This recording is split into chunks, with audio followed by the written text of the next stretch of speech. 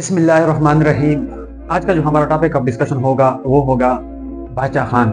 باچا خان کون تھے اور اس نے کون کون سے کام سر انجام دیے؟ تو آج کا جو ہمارا ٹاپک ہے اس کو ہم پیپر پوائنٹ آف ویو سے ڈسکس کرتے ہیں تاکہ جس طرح ہم ڈسکس کریں اسی طرح اس کو ہم پیپر میں بھی لکھ سکیں۔ تو سب سے پہلے ہم آتے ہیں باچا خان کی جو تحریک تھی خدائی خدمتگار تحریک۔ خدائی خدمتگار تحریک کی بنیاد باچا خان عبدالغفار نے رکھی، یعنی باچا خان کا جو اپنا اصل نام تھا وہ تھا عبدالغفار خان۔ یہ تحریک جو ہے اس کو ہم دو پہلو سے دیکھ سکتے ہیں، ایتھنک نیشنلزم اور کمیونل نیشنلزم۔ اب ایتھنک نیشنلزم کسے کہتے ہیں اور کمیونل نیشنلزم کسے کہتے ہیں؟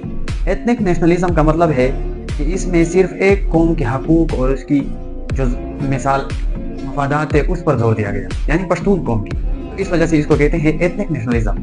اور اگر ہم دیکھیں کمیونل نیشنلزم کا مطلب یہ ہے کہ باچا خان کی جو تحریک تھی خدائی خدمتگار تحریک کو، یہ جو اور مذاہب تھے اور جو مثال مذہب تھے ان کی بھی یہ حمایت کرتے تھے، تو اس وجہ سے یہ ایتھنک نیشنلزم اور کمیونل نیشنلزم پر مشتمل ایک تحریک۔ اب اگر ہم سب سے پہلے دیکھیں باچا خان کی قیادت، باچا خان کون تھے؟ باچا خان ایک عظیم مسلم رہنما تھے جنہوں نے پشتون قوم کی شناخت اجاگر کیا، اور باچا خان نے عدم تشدد کا فلسفہ اپنایا اور پشتون قوم کی تعلیمی پسماندگی کو اور سماجی مسائل کو دور کرنے کے لیے اپنی کوششیں جاری رکھی، اور ہندوستان پر برطانوی راج کے خلاف مزاحمت کا راستہ اختیار کیا۔ اب اس کے بعد آتے ہیں تعلیمی اور سماجی اور تعلیمی اصلاحات۔ تو باچا خان نے پشتون معاشرے میں سماجی برائیوں کو دور کرنے کے لیے اپنا کام کیا، اور تعلیم کے لیے اس تحریک نے یعنی خدائی خدمتگار تحریک نے 113 اسکول مختلف مقامات پر تعمیر کیے تاکہ پشتون علاقوں میں تعلیم کی پسماندگی کو دور کیا جا سکے۔ اور اس کے بعد اگر ہم دیکھیں باچا خان کی تحریک نے فرنٹیئر کرائم ریگولیشن کی مخالفت کی۔ فرنٹیئر کرائم ریگولیشن مطلب FCR frontier crime regulation. FCR ایک ایسا قانون تھا جو پشتون علاقوں پر لاگو تھا، جو بہت سخت قوانین پر مشتمل۔ تو باچا خان کی اس تحریک نے خدائی خدمتگار تحریک نے FCR کی مخالفت کی۔ اب اگر ہم دیکھیں تو انتخابات اور حکومتیں، تو 1937 سے لے کر 1946 کے درمیان جو انتخابات اور حکومتیں مثال آئی اس کو ہم دیکھتے ہیں۔ تو باچا خان کی جو حکومت تھی وہ 2 سال تھی، 1937 سے 1938 اور 1939 تک۔ اب 1937 اور 1946 کے درمیان باچا خان نے کانگریس کے ساتھ اتحاد کیا۔ جب باچا خان کی قیادت یعنی خدائی خدمتگار تحریک نے کانگریس کے ساتھ اتحاد کیا تو پھر اسے کامیابی حاصل ہوئی، اور پھر باچا خان کی حکومت مثال خدائی خدمتگار تحریک کی حکومت آئی، تو اس حکومت نے پشتون علاقے میں سماجی مسائل کو دور کرنے کے لیے اور تعلیمی پسماندگی کو دور کرنے کے لیے اپنی منصوبے شروع کیے۔ اب اگر ہم دیکھیں تو اس کے بعد ہمارے پاس آتا ہے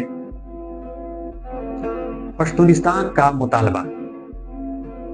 تو باچا خان کی خدائی خدمتگار تحریک نے پشتونوں کی شناخت کو اجاگر کر بیان کیا اور پشتونوں کے لیے ایک الگ ریاست پشتونستان کا مطالبہ کیا،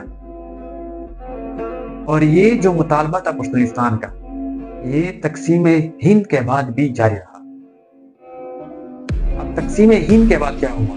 اس سے پہلے یہ جو کام تھے یہ تقسیم ہند سے پہلے، اب ہم تقسیم ہند کے بعد یعنی ہندوستان کی تقسیم کے بعد اگر ہم دیکھیں تو سب سے پہلے خدائی خدمتگار تحریک کی تحلیل ہو گئی، یعنی 22 اگست 1947 کو خدائی خدمتگار تحریک یعنی باچا خان کی جو تحریک تھی اس کو تحلیل کر دیا گیا۔ کیونکہ نظریات پاکستان کے خلاف تھا یہ تحریک، یعنی پاکستان بننے کے خلاف تھا یہ تحریک، تو اس وجہ سے اس تحریک کو 22 اگست 1947 کو اس تحریک کو تحلیل کر دیا گیا۔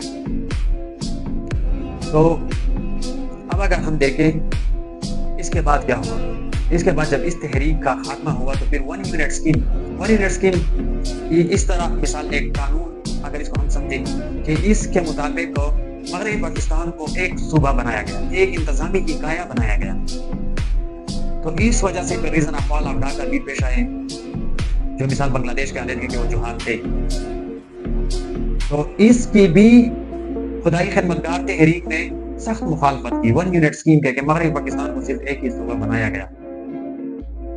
اب اگر ہم دیکھیں اس کے بعد پیپر پوائنٹ آف ویو سے میں اس طرح ڈسکس کرتا جا رہا ہوں تاکہ پھر پیپر میں آگے چیزیں اسی طریقے سے آپ لکھ سکیں۔ اس کے بعد ہمارے پاس آتا ہے NAP، نیشنل عوامی پارٹی۔ جب خدائی خدمتگار تحریک کا خاتمہ ہوا تو اس کے بعد خدائی خدمتگار تحریک کے جو رہنما تھے وہ NAP میں شامل ہو گئی، نیشنل عوامی پارٹی میں۔ اب نیشنل عوامی پارٹی کی جو نظریات تھی وہ بائیں بازو کے نظریات پر مبنی تھی، یعنی غریبوں، مزدوروں اور کسانوں کے حقوق کی حمایت کرتی تھی۔ اب جب NAP کا خاتمہ ہوا تو اس کے بعد ہمارے پاس ANP کی وجود آئی۔ اب NAP کی جو رہنما تھے انہوں نے ANP میں شمولیت اختیار کر لی۔ ANP جو تھی یہ بھی بائیں بازو کے نظریات پر مشتمل تھی، جس کی وجود آج تک بھی موجود ہے، عوامی نیشنل پارٹی۔ اب اگر ہم دیکھیں نظریاتی پہلو کو، نظریاتی پہلو جو خدائی خدمتگار تحریک تھی یہ ایتنک نیشنلزم اور کمیونل نیشنلزم پر مشتمل تھی، جس کو میں نے پہلے ڈسکس کیا۔ اور اگر ہم اس کا خلاصہ دیکھیں کہ باچا خان کی تحریک یعنی خدائی خدمتگار تحریک کے ذریعے پشتون کی شناخت اجاگر کیا گیا، پشتونوں کے لیے تعلیمی پسماندگی دور کرنے کے لیے بہت سے کام کیے گئے، پشتونوں کی سماجی برائیوں کو دور کرنے کے لیے بے شمار کام کیے گئے، یعنی پشتونوں کی تاریخ میں باچا خان کی خدائی خدمتگار جو تحریک تھی اس کی بہت ہی اہمیت ہے۔ تو آج کا ہمارا ٹاپک کمپلیٹ ہوا، انشاءاللہ اگلے لیکچر میں ہم کسی اور ٹاپک کو ڈسکس کریں گے۔